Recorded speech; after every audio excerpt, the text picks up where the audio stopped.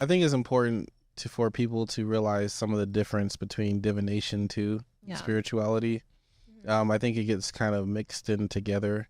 Like for me, I look at the Bible as like a tool of divination It is. where, you can use it for your an understanding of the world, how you see the world. But you really can divinate with a lot of things, almost anything, you can find as a divination tool. Whereas spirituality is your spiritual ritual, your routine, something that you do that kind of feeds you.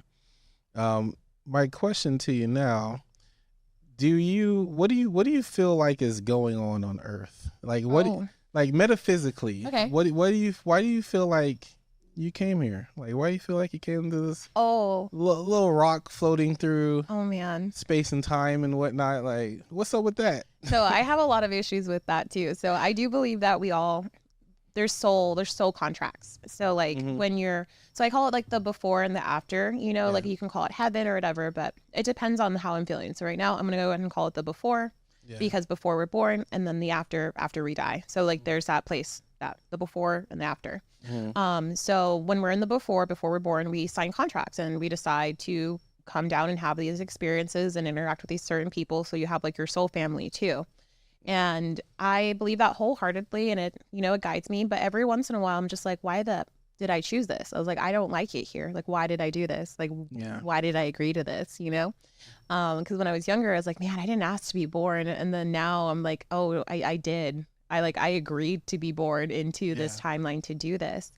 And so I struggle with that sometimes too. And it's one of those things too, like a personal mantra that I have is if I'm alive, then I'm fine, Hmm. because it doesn't really matter like how good or bad something is. It's like I've gone through bad and it's always gotten better. Yeah. And I'm really blessed to have my kids too, because they help me also. They help keep me grounded because there's no cap with emotions. Like emotions are like the base level, and then you can feel it. So like if they're aggravated over something that I think is silly, um I respect it just as much. And then I look at myself and like in the mirror, I'm just like, if I think that's silly and then I'm frustrated about this, then I guess I'm being silly too, because like Mm. obviously they're going to get over that, which means I'm going to get over whatever it is that I'm going through too. Yeah. Yeah, that makes sense. That makes Yeah. sense. That's a good emotional intelligence type of way to look at things. I think the soul contract is an interesting perspective that not too many people know about. You want to speak on that? Yeah. Kind of let people know what that is, or So sold contracts is so basically the before and the after doesn't exist in time, and this is just my personal take. So yeah. it's a place outside of space and time. By the way, let me just say, Yeah. nothing you said so far sounds crazy to me. Okay. So Cool. whatever we were supposed to meet, I guess, because Yeah. I'm sure some people will hear what she's saying, be like, "What the fuck?" But like, none of it Yeah. sounds like that so far. Okay, Yeah, I all right, continue. appreciate that. Yeah, For the most part, though, I never really have any issues speaking about it freely. yeah, Because right now it's just you and me and mm-hmm. the headphones that have my voice in it, Yeah, in a room. So it's yeah, really not that different, though. So imagine like we agreed to come here, and yeah, then we interact. But anyways, so there's the before. So that exists outside of time and space, which is a very hard thing to kind of wrap your head around, because when we come to Earth, then we're experiencing time and space. But it doesn't exist there. So every life cycle, you end up going back there. It's almost like another dimension. Like you have to imagine the 3D reality as its own little bubble, and then you can come in. And I mean, like the whole entire universe is a bubble of experience of reality. Like reality is its own thing.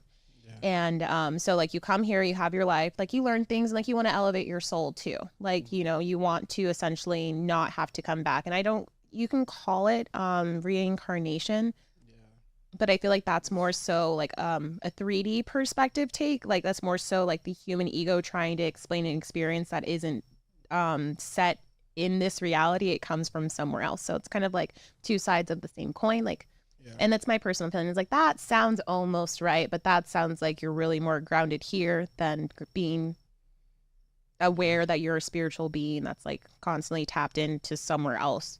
yeah. It's like a little avatar. So you sign your contracts, and then you do like a life path review. There's also this place called the Akashic Records, which is basically like a spiritual library. And you can go there and you can pull out your own book and you can see all the lives that you've lived, all the lives that you will live, and it's just kind of there for like your soul. So you can go there and do a life path review, and then you'll look at things, and it's kind of like the same exact concept of like your life flashes before your eyes when you Yeah. die, but it's an actual place in another dimension.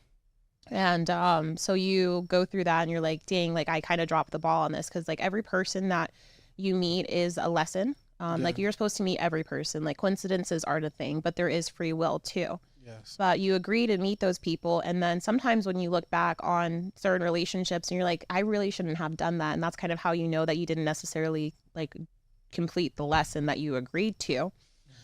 So then you die, and then you go back and look, and you're like, oh, okay. But you always have the option to um, either stay or go back. But for the most part, I don't know why. I don't know why, because I don't like it here. I mean, I do. There's cool things, but You think the Earth is ghetto? fuck yeah, Yeah. yeah.